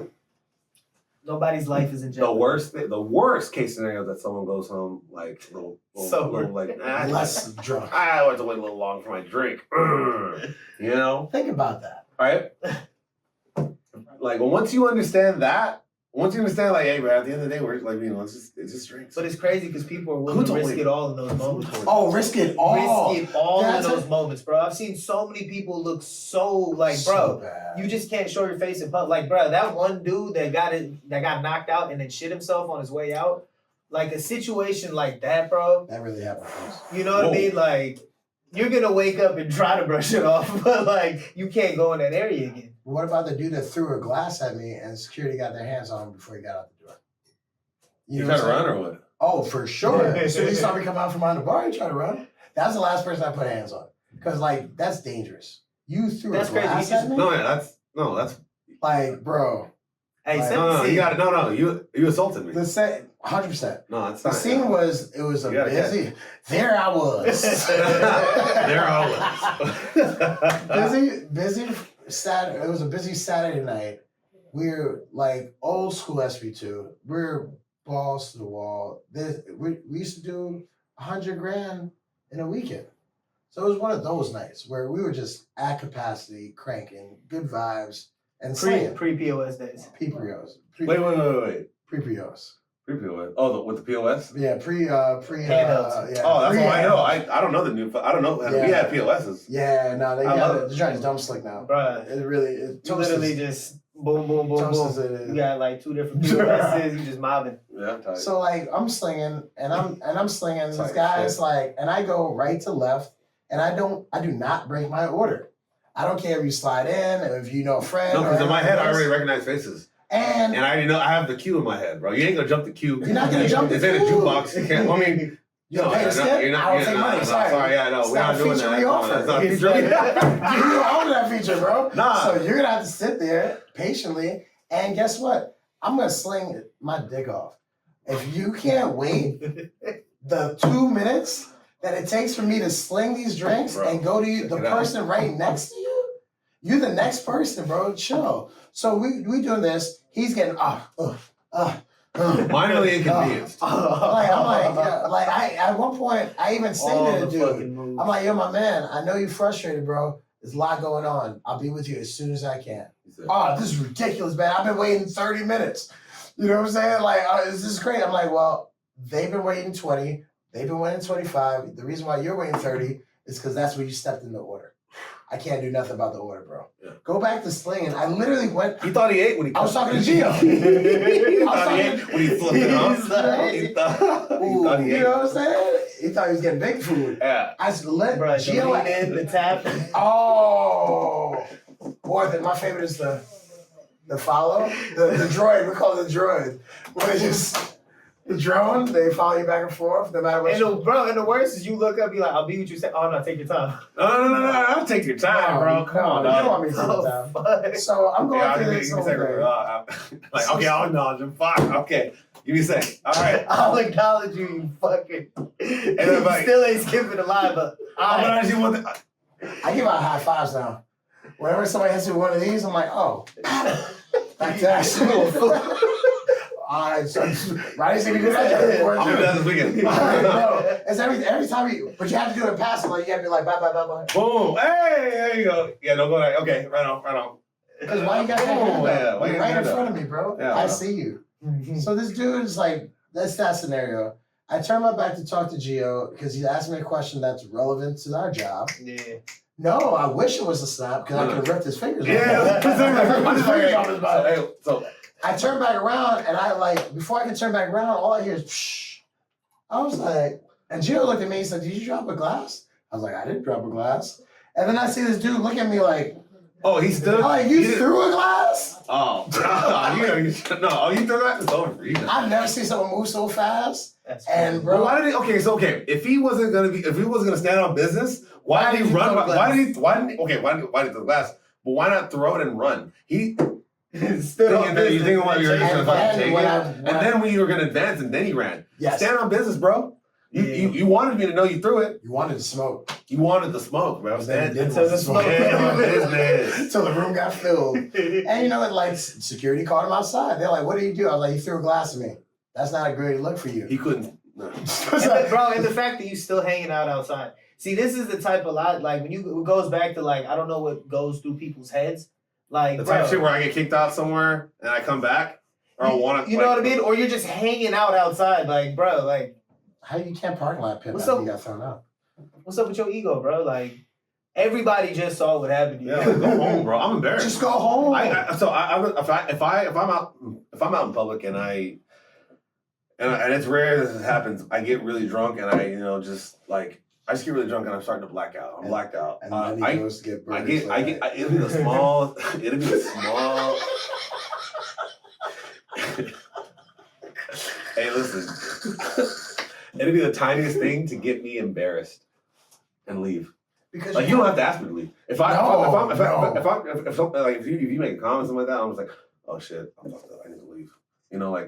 Or you say, hey man, don't do that. Oh shit. Okay, I'm sorry. We go. That close out. Okay, we go. I want to get gone, bro. Yeah. I'm not sticking around and doubling down on my fucking bullshit, dude. Never. But cats do it, man. Like Every single time, bro. That's why I tell people, I'm like, yo, every time if I get drunk, the next move is Uber home. yeah, no. Every single time. And I'm not trying to sound like a goody two shoes. I just know what it looks like when you don't catch that Uber. Yeah. And you stay out in them streets. There's nothing And then they get talk- after, man. And they tell stories about you. Yeah. How many times I walked into work like maybe a month ago. I'm like, they're like, oh, how was your weekend? I'm like, yo, I was kicking it on Tuesday, man, our off days. And I saw a homie by a trash can trying to hold himself up. They're like, what? I'm like, yeah, it was Tuesday, bro. He had a day off. Next thing you know, he got too drunk. And now people are recording him and it'll be on YouTube. And that stuff is on YouTube, passed around the community Couldn't be me. the next day. Can't be me. It can't be me. It Can't won't be be me. You know homie too. Yeah. Oh yeah. Oh, for sure. We both do. I'll talk about That's it after. crazy. Yeah, that's off camera. Yeah. They're still my brothers, bro. Yeah, I think As it's all fucked good. up and as stupid as they are, they're still my brothers, bro. Like, I love all you guys. I love all you guys, Over male, trash can? females. Yeah, I Bro, heard about this. Tuesday? San Pedro, bro. Yeah. I heard On about a this. Tuesday? Maybe it was a Thursday. Maybe it Maybe. was a Thursday. But I don't think it was. Does the day matter? Does it make it better? Thursday might make it better, I guess. I mean, at least closer to the weekend. At least it wasn't a Monday. Bro, banged up, bro. And that was his move. Like, I'm very proud of him that he's finally educated himself and is aware enough to be like, yo, this ain't a good look now. And I don't think he does it. But like, bro, I've seen him on multiple occasions. One time I had to go help the homie out and sit with him for an hour. Just because that's my brother in arms that, yeah, you made a stupid mistake. I know it is. But like, I can't leave you out here by yourself though. You know what I'm saying? Like, keep your game tight, son. Especially if you're in the industry. Keep your shit tight, bro. Yeah, this shit can eat you alive. Oh, This every shit can time. eat you alive if you don't get a grip on it. No, it's real rap, bro. Yeah, Yeah, that 2 minutes turned into 30 minutes. no, it did for sure.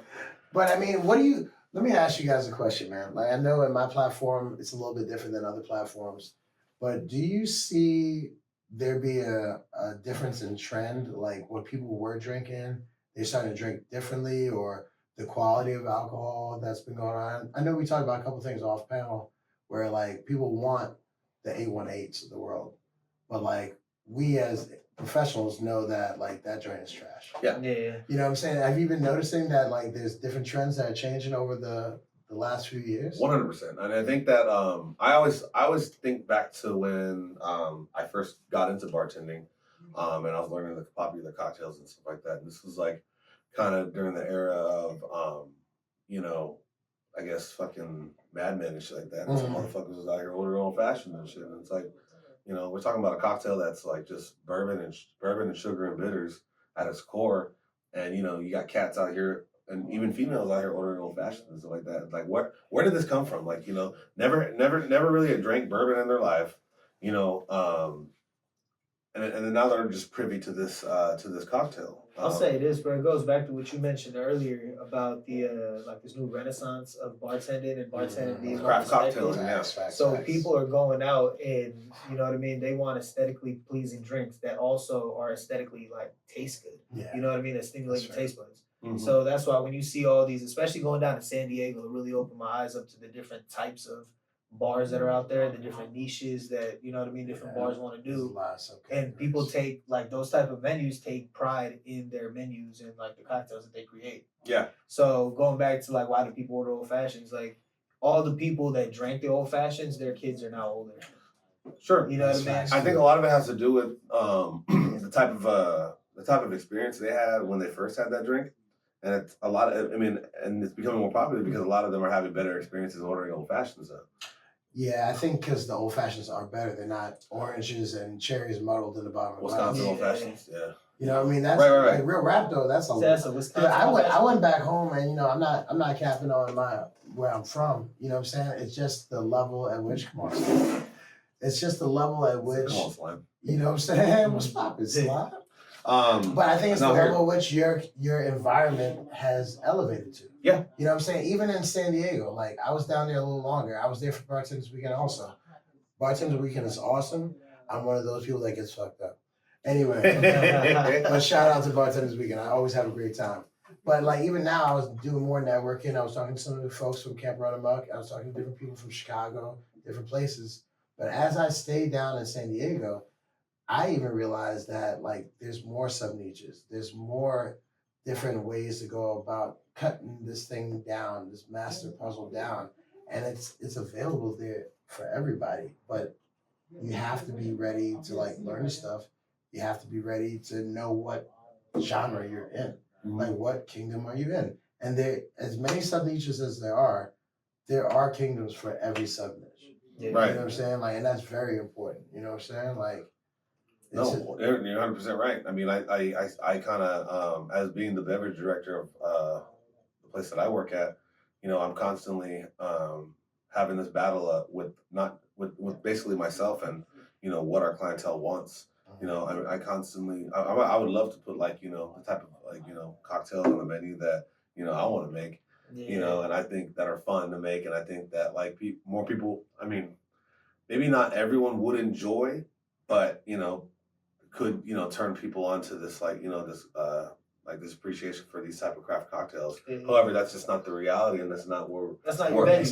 Yeah, no, like, you know, people want Modelo and people want a shot of fucking Casamigos, you I gotta lean into like what can we sell the most, and that's gonna be old fashioned. It's gonna be the espresso martini, and it's gonna be lemon drops, and it's gonna be fucking sidecars because they think it's or Henny margaritas, as they fucking call them, you know. It is what it is, bro. And like, yeah, at the end of the day, that's so funny.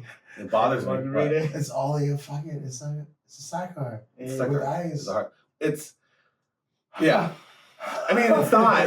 It's not, but like. But a sidecar is a daisy. A daisy, yeah, and a margarita is a daisy. Yeah, it's all the same. But I mean, like, to them, it's a layman. I see it's why a Henny margarita. I see why they say it though. They're wrong for sure. 90% of the time. But I gotta. That's funny, man. I never really thought about it like that. Yeah, no, because it's not. It's not. And I wouldn't. It ain't, though. But I still understand them for saying it. Yeah, I know. That's hilarious. You just got that right now? Yes. I was 10 years old. When I was Yeah, I know, like, but I mean, they can't be. I'm dead. How about since we're here? Stop saying Resposado, nigga. Oh, Like, Jesus Christ. Man, I'm talking, hey, listen, time out. Christ. I'm talking to the black folks, to my people. I'm also talking to some of these Mexican I'm cats. talking out to here. everybody, bro. For sure. The stutter that comes with. Hey, let me get that. Resposado. Desperado. Can you give him the way to say this right, please? Reposado. Do it for us. Reposado. Repo, if you can't do it. 100%. Repo. It's easy. Repo. But I be hearing all kinds of things. I be hearing all kinds of crazy shit. Repo. Bro, people hear the S in Reposado and they're like, oh, that's the main thing. Let me get that Casamigos Spado. Spado, What? Like Spagliato, fucking like I don't like. I'm just Like, know what you're drinking. Just know what you're drinking. yes, 100%. That's all it is. Know I'm not what you're like I'm not. drinking. Well, I'm not. We're not trying to sound for like pretentious. No, dicks. no, At all. absolutely not. At all. And Just know you. listen, if I respect you, just know that that's why I want to correct you, because I don't want you to sound stupid. Somewhere else. People don't get that, Dre. It's not shade. It's not shade, and it's not like I'm trying to sound better than you. It's because I respect you enough, and I don't want you to sound stupid. Like an that asshole shows I care about you. If I don't, sure, whatever, man. Keep doing what you're doing. But if I correct you, it's never from a place of like, I'm better than you and I know more than you, because I already know that. But like, it's from a place of like, I don't want you to sound stupid when like you go places, because people think that. But we don't work in the same bar. They think that. No, I think yes, 100%, 100%. Let me look at the camera, 100%. But I think it comes down to this. Like in life, there's levels to everything. If I was sick and I went to the doctor's office and the doctor gave me a diagnosis and I was like, nah, I don't think that's it, bro. Let me look on this WebMD and I think that's Wait a minute. Hold on. Wait a minute. That's the best analogy I've ever heard. Like, hold on. We said, nah, bro, that ain't it. Oh. No. WebMD said, all I'm saying is that like, however you view bartending or service industry as a whole, just realize this is all we do for 8 hours a day, 3 or 4 days a week, 5 days a week sometimes. So we're automatically a little bit more of a professional than you are. I want to say one more thing about, and it has 100%, it's on the topic, but I want to say one more thing. I'm going to shut the fuck up about like complaining about shit. But I feel like I when y'all say like, hey man, I can't taste any alcohol in here. I don't think you put any alcohol in here. I'm like, all right, wait, hold on. Time out. Let's unpack this. Let's unpack this for a second. Just 1 second. So, something that I do every day, something I'm going to do all night. So, 2 things happened. Either one, which is more likely that you thought I did, and you said I did, is that I forgot to put alcohol in your drink. I've done put alcohol in everyone else's drink, and I slipped up on this one drink, and I just like when I was making it, I just Nope, not the wrong alcohol. Whoopsie daisy. No alcohol. Whoopsie daisy. It's full. It's built. No alcohol in it. I just put straight juice. But P.S. It's not full if you didn't put no alcohol. Yeah, right. Exactly. So but like somehow I just like my brain just decided to like skip that part, and then like, oh, it's not full. We'll fill it up, I guess. Or two. Those are water in this cocktail. Two. The other option, I purposely didn't put alcohol in here. Which, why does that make any more sense? Either way. Like, or can I give you a third? Maybe you drink a lot and you're not used to the correct amount of alcohol in a beverage. Yeah. So it doesn't seem, because we're blending things together. Yeah. You can't taste it. That's how cocktail works. That's how cocktail works with like mixes and juices. Like if you want to taste your alcohol, might I recommend a neat pour?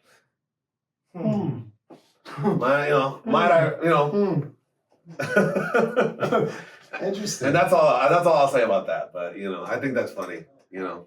I forgot to put alcohol in the drink. I forgot. You're right. But here's the other end of that too that gets annoying. It's like, hey man, throw a little extra in there. Like, You want to know? Yeah, make it strong. Like, can you beef that up? Like, I love all the I love hearing a new term. We put a button on our POS that says "Make it strong," and it's like $6. It's actually $10 more. Yeah. Yeah. So it's like "Make it strong." Cool. Boom. My favorite is so it's not a double. It's like a little. No, it's make it strong. No, if they say "Make it strong," then okay, I'll put maybe 3/4 of an ounce. Okay. But it's $10 more. But how much is a double? Just the same shot. A double, well, it depends what they get. It's usually for I've only used that button once. I usually. It's usually it's just so that it's more for when they see their bill, and they see wait a minute, wait, but you said. Wait, what's this part? That is the funniest payoff of all time history. Make it a double, and I put it on there for you. So you have a make it strong button. Yeah. Yo, yeah. Yo, No. There's a button. There's a button for it. It says make it strong. Yeah. Oh so my when you see it on the bill, it's Casamigos make it strong. Make it strong. Yeah. No. Yeah. It's like a vodka cran. Make it strong. Yeah. So yeah, it's $10 more. Yeah. Yo, I'll send you a picture of it when I go back to work tomorrow. Make it strong, but it's great, dude. That is the most genius thing. I just say no. No. Do you want to know? No. Trust me, I don't ever use it. I probably only used it once, but it's but it's just in case, I want to take it that far. You said make it strong. So. Oh no, man! I put a little extra in there. I did make it strong. So make it strong can be anywhere over 2 ounces, right? 100%. So I think especially when you're not allowed. Yeah, exactly. So here, $10 more. I put a little extra in there for you. That's $10 more. How can you argue and determine how much to make it strong should cost? What's the value? What's the value on making it strong? The fact that how many ounces is make it strong? It could be a quarter ounce, bro. It could be a half ounce. It could be me pouring it in the straw. It could be a whole 100%. That's my jam, bro. Because I don't even argue with people anymore. They're like, "Oh, make it strong." I got you, pimp. Yeah. Right. Hit him with that straw pot. Ooh, wee. Oh, you know it, bro. And then $10 more. Make it strong. Run me my money. This is the thing. When bartenders hear make it strong, we hear, I'm not going to tip you extra. I'm going to tip you like I should have tipped you, but I'm going to make it seem like a big deal. Yeah. And I'm not going to tip you that if you don't make it strong. I feel like, it's ransom at that point. Yeah, no, you're holding me. Yeah, no, it's a ransom now. Ransom. You're trying to negotiate this now. Someone pulled up to the bar. It's my favorite thing. At the end of the night, they're like, "Yo, let me get one more drink." I'm like, "Listen, I'm sorry, I'm closed. If I make a drink for you, there's 5 other people that want me to make a drink for you. But I'm gonna tip you." I'm like, "Oh, well, that's advisable all the time." Yeah. Oh man, God, this is the best. So I recommend you do that all the time. How this is any different. You're not using this. This isn't really good leverage you have right now. So. I mean, you'd be better off saying I'll give you $20 right now. I respect that way more. You should, because now we're talking about a price here. We're not talking about something that should be that you should be doing. I'm gonna give you the 20% if you just give me this drink. Right No. I've done perfect service up to this point. Yeah, I served you 4 times today. So I ain't gonna lie though, in those situations, bro, my pride gets in the way, and it doesn't matter how much. No. You're right, because sometimes I just I don't even want to tip anymore. I'd rather not you tip me. I need you to go away from me. I had a dude come up. He was like, "Yo, here's $100. I just want one more shot." And I'm like, just keep your money, cool, bro. I don't really want that. You know why though? And I do that every time, and not because I'm a better person than anybody else. I know that that's the beginning of the leverage that he used on you the next time. He bought you. Yeah. And he might not own you, but he feels like he purchased you at that moment, 100%. and he got what he wanted. Right, and he will cash in again, or he might not cash in again. But he'll try to get you again, and you'll probably bro, I gave you $100 last time. You know what I mean? Yeah. Sometimes I've worked the system too. Like back in the day, someone gave me 100. They try to stun me. I'm like, well, it's the price of 200 today. Yeah. You're a big baller. It shouldn't be nothing. Yeah, I get really wary about. I get really worried about the cats that try to tip me hella fat, and I can tell that this is gonna cost me. Yeah. It's gonna cost me more than I want it to be. The energy that Chico for that. The Chico for that joint.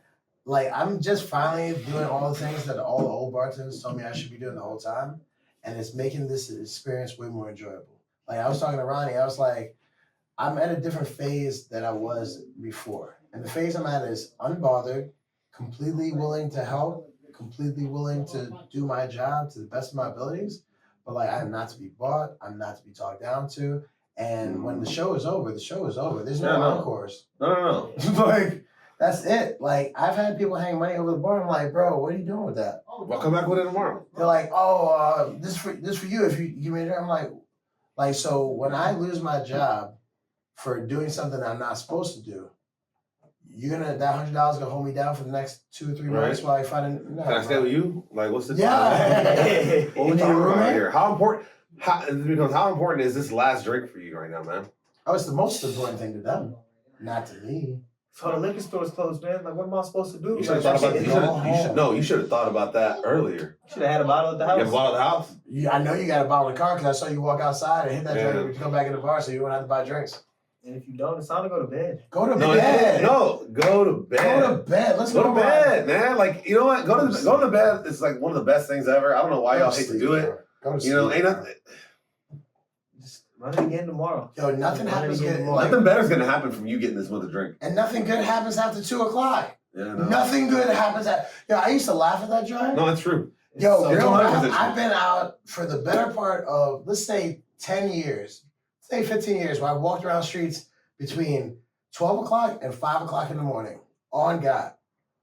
I've seen some of the most craziest, most atrocities, most wildest shit between 2 o'clock and 4 o'clock in the morning. Anything can happen. People are unhinged. Unhinged and ready to do whatever. Go home. Like, there's a reason why every Monday we can bet San Jose Activity is gonna be posting what's happening. You ever follow that page? Oh, come on. There's a reason shout out. Shout out. Shout out. But Shout there's out. a reason why, like, they're able to compile a video of shit that typically happens on First Street. But you know, it's all over downtown. But it's a compilation video of just the most outlandish shit I see. And I posted in jest of like saying like, my CD's at it again. But I mean, like, it's y'all should be embarrassed. I'm not embarrassed. Y'all should be. As an I'm at work. I'm at work. I'm at my job. I'm supposed to be here. No, like y'all, like it's embarrassing, bro. Like, how long were they yelling at the gates? Like on Saturday, like some dude was yelling at the gates about random knots until at least like 3 o'clock in the morning.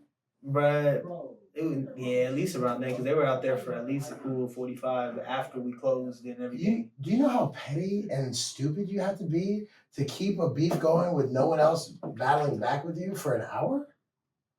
And then you just look like an asshole to all the regular people. That's just because people forget there are regular people that live across the street. Regular people that live across the street. You know what I mean? 100% right across from the. And regular people don't want to deal with your bullshit. They'll call the cops. Next thing you know, you get arrested. You feel me? Even if you calm down when they pull up, bro, it's 3 a.m. You're disturbing the peace. Why are you here? Do you live across the apartments? No, you should go home. And then it may kick in, or maybe you gotta find a cop.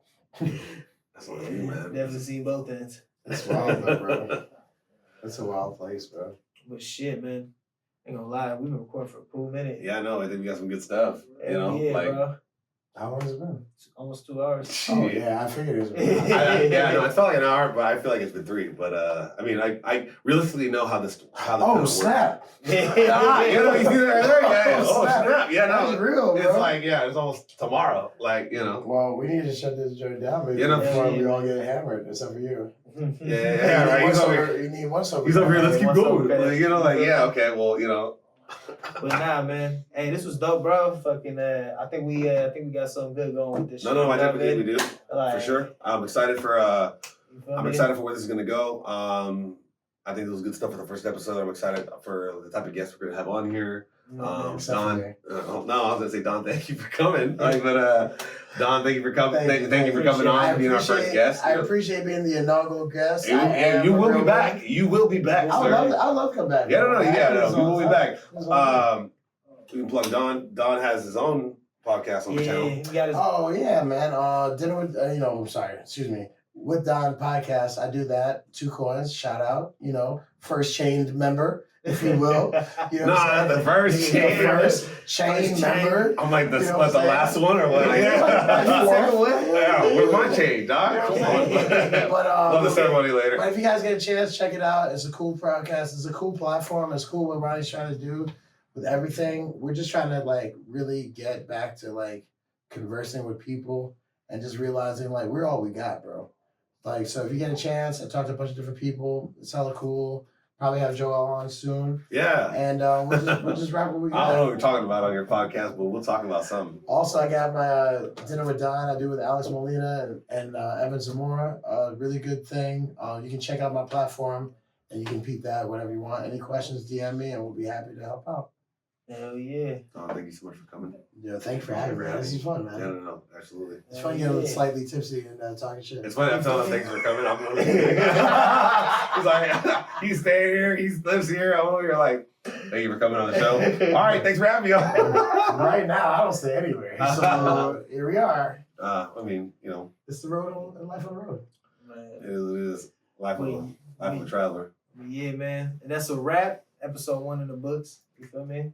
Pew, pew, pew, pew, pew. Tune in, stay tuned, bro. We got some good. I'm excited, bro. Yeah, no, I'm already like, my mind's already popping off with a bunch of different like topics for other episodes we got going on as far as like in the world of bartending goes. So, you know, the wheels are moving. Yeah,